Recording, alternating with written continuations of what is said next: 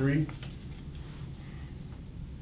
Have you ever worked with a real estate agent or a mortgage broker? Do you understand what they do in the process?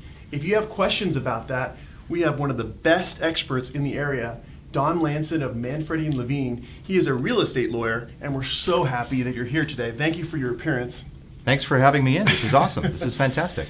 At the end of this video today, I think you're going to have a better understanding about what a real estate agent does in a real estate transaction and what a mortgage broker does in a mortgage transaction. And as you promised, we're going to have some good stories about each, right? Absolutely. All right. Before we start getting too much into real estate agents and mortgage brokers, let's talk about your background. Oh, okay. I was a circus clown when I first. No, actually not. You used to be a circus clown. No? Pretty much, Okay. yeah. No, I started actually doing legal malpractice defense work for 10 years in my practice. So defending lawyers for the first 10 years, and realized, oh God, no, I hate that.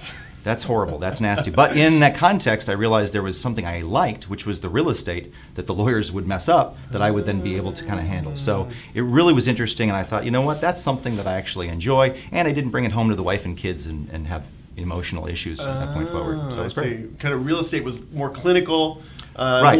more practical. You could use it in your Well, life. I saw it also as a hub because it's basically everything flowed from real estate. So whether it was business activity, or whether it was people moving or doing financial stuff like that, real estate was always a part of the process. And I thought, wait, I can actually get work relating to lots of different things if I just understood the real estate process. Awesome. And so when in your career did you start with the real estate law part? So again, about 10 years after doing legal malpractice defense, I said, Okay. forget that. And then actually I wanted to come out and find a firm that actually did real estate in this area. Yeah. So MANFREDI LEVINE is well known for real estate. We have lots of lectures to real estate offices and brokerages and banks and stuff Yeah. like that. So I thought, let me go talk to them. And it worked out really well, and we've been a nice union ever since. Awesome. And so you actually sought out MANFREDI LEVINE. I did. Because they're really well known in the industry for real estate law. Everything you can think of for having to do with a real estate transaction or litigation, probably more so litigation, right? More litigation these days, and we have transactional stuff, but we find more and more people are having issues with regard to their disclosure issues, neighbor disputes that we may talk about at some other point in time, and lots of different Like in problems the next half related. hour? Yeah, maybe. Awesome. And is there a specialty that MANFREDI LEVINE has? Like, is there one area that they just do the best, or? Disclosure issues for the most part. Again, we deal a lot with errors and omissions with regard to, oddly enough, mortgage brokers and real estate agents. Okay. So that's why we lecture a lot. We actually provide a lot of advice, give a lot of seminars and articles and stuff like that. So this is why we're talking about mortgage brokers versus real estate agents as part of this process. And you are actually a dual employee, right? You work for MANFREDI LEVINE, but you are Yes. also a Thousand Oaks City Planning Commissioner. Yes, Isn't that right? I'm a government employee. And that's just been recent, like what, the last year or two? About a year and a half or so. How is that going? That's fantastic. Yeah. I realized that I had the knowledge, and I thought, hey, I should give back in something. And what should I do? Maybe something I'm doing already, Yeah. which is knowing real estate stuff. So, been on the commission for about a year and a half, looking at things with regard to the city as to development, as to ways to deal with density Yeah. and marijuana dispensaries, Ooh. and lots of different things coming in the next few years. You've seen it all. I know that because I've known you over a long time. What is the most significant surprise that you encountered being a city planning commissioner? Surprise ultimately is how poorly things were planned out. Not Really? necessarily from Back just then? a city standpoint, yeah. So our city actually was originally supposed to have 180,000 people. Yeah. We have 130,000 people, and we still feel that we're overbuilt. Wow. So the planning, and again, also I see a lot, is that developers built houses, but not really on the property boundary lines correct. So most people don't know where their boundary lines are. If you actually look, and there's a Ventura County website that actually shows you where property lines are, you'll realize, you know what, my driveway may be on my neighbor's property. Oh, boy. So a lot of weird stuff in that regard. Sounds like we got to talk about neighbor disputes. Absolutely. We should. We should. But before we get there, Yes. let's talk about, I wanted to talk to our viewers about the fundamentals of a real estate transaction and talk about it in something that they may see, which is just a typical residential purchase of a home. Right. Real estate agents are, would you say, necessary for a purchase of a home? I believe so. Okay. I mean, a lot of people Tell are me looking why. at purple bricks now, or they're looking at various things, or even something we may talk about, seller carryback financing, and saying, I don't want to pay the commissions. Yeah. The problem at the end of the day, I'll tell you right now, from my standpoint, I won't do notes and deeds of trust and other real estate transactional documents. The liability for me is ridiculously huge in comparison to the amount I can make. real estate agents have all the documents, all the forms, and the knowledge, all the process and education. I know people get very upset saying they make so much money. They earn their money. Well, that's the what good I ones. was going to say. Yeah. The good ones. Well, the good ones. But it's interesting. I definitely believe in real estate agents, and I've always used them. But it is hard sometimes to justify. In California, we have high, housing prices. Gosh, what do they make between 3% and 4% sometimes for a transaction? True, but you have to look at them kind of like your general contractor. I mean, at the end of the day, I always look at this and I joke, real estate agents are almost, they have to do so many things. They have to be somewhat lawyers, somewhat accountants, somewhat bartender, somewhat therapist. They have to go through so many things, and they have to end up having the team set up. So they usually have a contact maybe for a mortgage broker or lender. Yeah. They have the inspectors. They have all the different people, escrow, title, all that stuff that has to be kind of put together to make sure you're closing that transaction. And I guess if you were handling your own real estate transaction, you wouldn't have those contacts, and so you might be screwed in the deal. Maybe. Well, it's tough because you don't know the rules. I mean, at this point, you don't understand exactly what disclosures do you have to make regarding elder care facilities in the area, if any, in terms of noise, in terms of airplanes, in terms of lots of things that you don't have experience on. And again, on top of that, the real estate form used to be one page when I started practicing law. Was that, what was that, 1925? I think we used a chisel, actually. It was great. But now it's 15 pages long, and there's dozens of disclosures and forms. Yeah. You can't go through that process realistically and do a good job of that process. So they earn their keep. So you believe in real estate agents? I do. The good ones. There are bad ones. You said stories. I had one years ago who was listing a house, couldn't sell it, bought it themselves, and said, I know how I'm going to make myself look good. Next month, put it back up for sale for 4 times the amount of the original listing. Not to sell it for 4 times that, to raise the value of the other listings they had in the neighborhood. Of saying, look at how high this is. This is a deal for you. Wow, that's fantastic. Manipulative. Wow. Other agents at this point will do something like, hey, you know what? Why don't we split 50-50 the price that your house sells for over a certain amount, not realizing that amount is higher than what fair market value actually is. Or, hey, I have a buyer for your property, but I'm not going to give it to you until you cancel your listing with your current agent because I want both sides of the deal. Wow. There are lots of interesting agents out there, but again, that's the exception, not the rule. Most agents are actually pretty professional and know what they're doing. Okay. Especially the ones that I talk to at their offices. Exactly. Hi, Gabby. Anyway, let's talk about mortgage brokers now, okay? Because that's another component of this real estate transaction.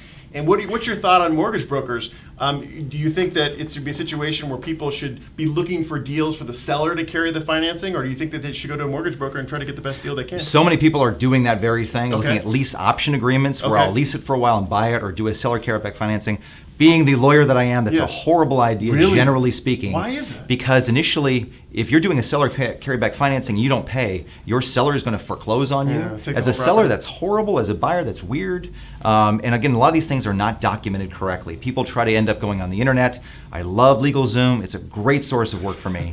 But a lot of these things don't end up actually being a good idea. Mortgage brokers, and again, the problem we're having in this economy is the big banks are actually lowering their rates. So it's easier sometimes to get a good rate from the bigger banks. Independent mortgage brokers are having a harder time, actually are merging and doing various things. So it's a tough industry right now. Now, I think you mentioned something I want to kind of crystallize. If you have a seller who's willing to take on the loan, if the buyer is going to borrow from the seller, the general deal is then that if the buyer doesn't pay back the loan, then the seller gets the house back, regardless of what's been paid. Is that correct. Right? They can do a non-judicial foreclosure and end up taking the house back, and then actually that could end up getting rid of all that equity and the down payment that the buyer put into the process. Wow. So again, it's not a great system and a great process to do seller carryback financing in both ways. A lot of people will do it. I'm saving commissions, I'm saving brokerage fees, and all stuff like that. The problem is you're also inviting a lot of stuff that ends up getting me called at the end of the day. So maybe you like that. No, of course not. No, of course not. That's a great idea. You're hourly, right? Yes, exactly. How much are you charging me now? $1.50. Okay. All right. Well, thank you very much. All right. Well, so they're key components of the transaction. All right. But what's great about Don, I've known him for a very long time, is he's a great storyteller, and I can imagine in your many decades as a real estate law professional that you've come upon some stories about the differences or interactions between real estate agents and mortgage brokers, right? Oh yeah. Tell me something. So mortgage brokers, for the most part, again, are trying to get a loan put through, obviously. All right. The problem is again, there are good ones and bad ones. Many times, and this is years ago, but there was a few, Downey Savings, Washington Mutual, lots of them that aren't around anymore. Downey? Yeah. They would fill out loan applications and almost make stuff up. I remember when I had a case that somebody actually qualified for $1.5 million loan because they put down on their thing that they made $1 million a year in salary. Actually, it was $10,000 a year from Kohl's, but they decided that the mortgage broker decided, let me just modify that a little bit and then satisfy the process.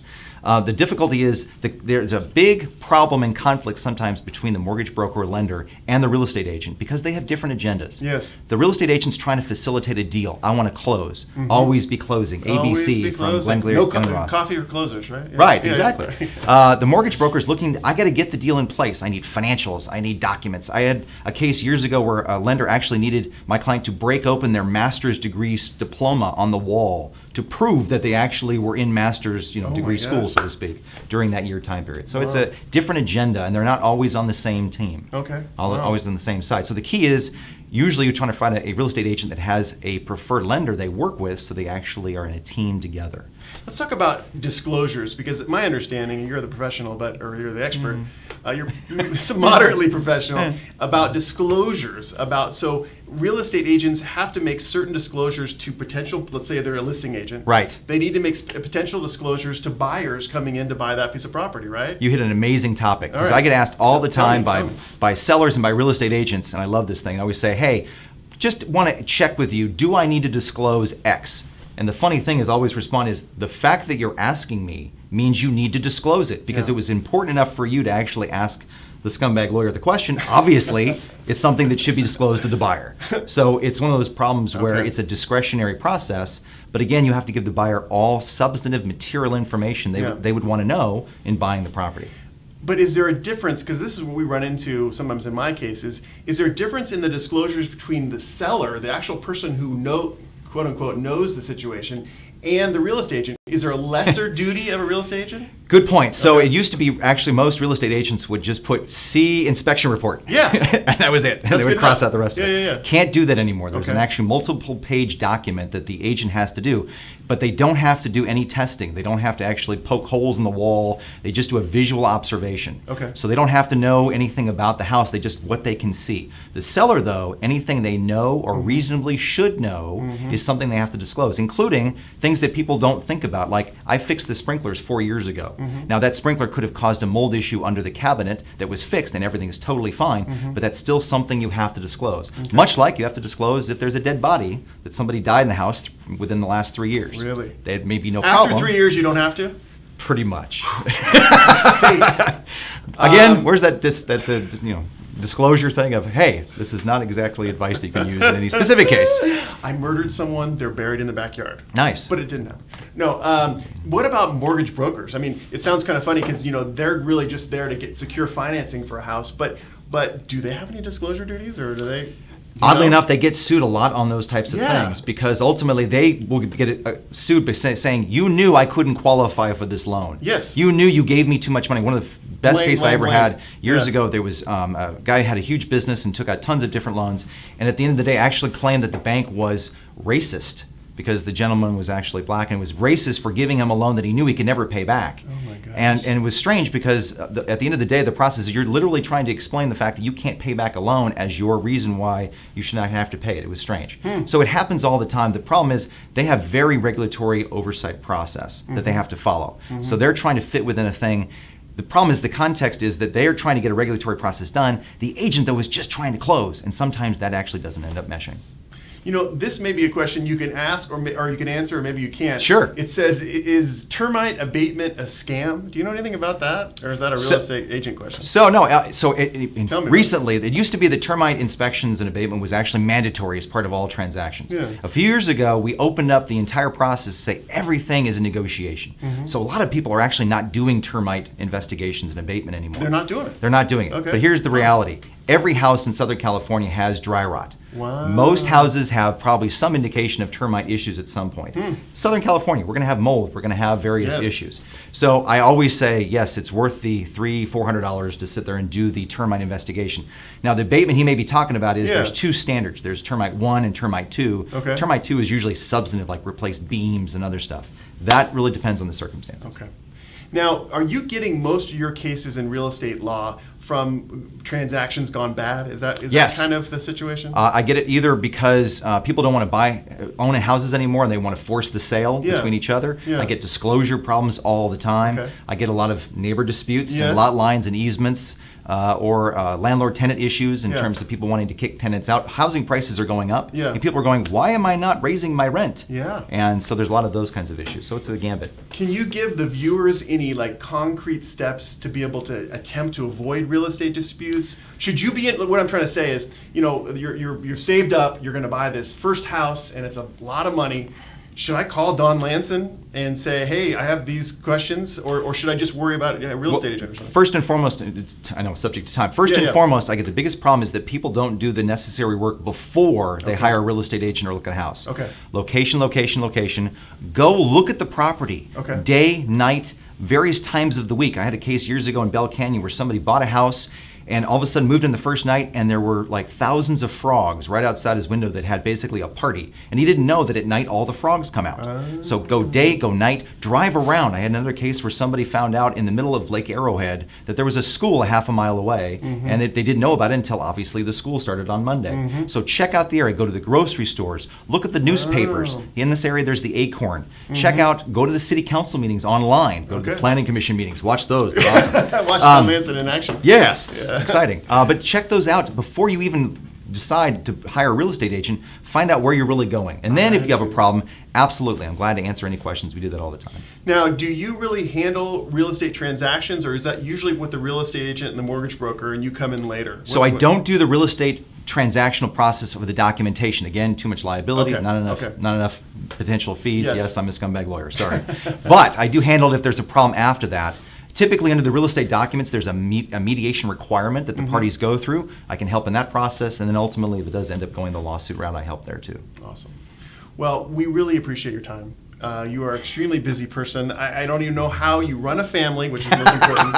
You are a partner in a large law firm, and you're a city planning commissioner, and you're also a provisors group leader. The reality is I do a tenth of what he does. He's far more busier than I am. He's fantastic and amazing, and thanks for having me here. Thank you so much.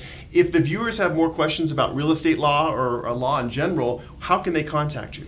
I think I have a website. Okay. The firm's website, MANFREDILEVINE.com. Yeah. I do have a Twitter page for anybody that for the city wants to follow stuff. I actually post stuff about city stuff going on in terms of development or various things going on. I think I have. I don't think I have any Instagram. So sorry. You don't have Instagram? No, I don't have Instagram. Okay. Well, I don't look well in pictures with the. You know. You have a Twitter because I know that I follow, do. That's right. I follow your Twitter. That's right. Yeah. All right. Well, I put all the links that Don does have in the comments below. So if you want to get a hold of him or talk to MANFREDI LEVINE, about real estate law, feel free to do that. We want to hear from you. You can also put comments in this video itself because we want to answer those. I'll forward them to you too. You want them to like the page, don't you? Well, that's right. And also the final thing is if you like this video, please give me a thumbs up. And also be sure and subscribe to Heart of the Matter. We put out a video every Wednesday at 1:30, and we'd love to have you join our club asking legal questions, getting legal questions answered. Thank you again, and we'll see you next time. Awesome, man. All right.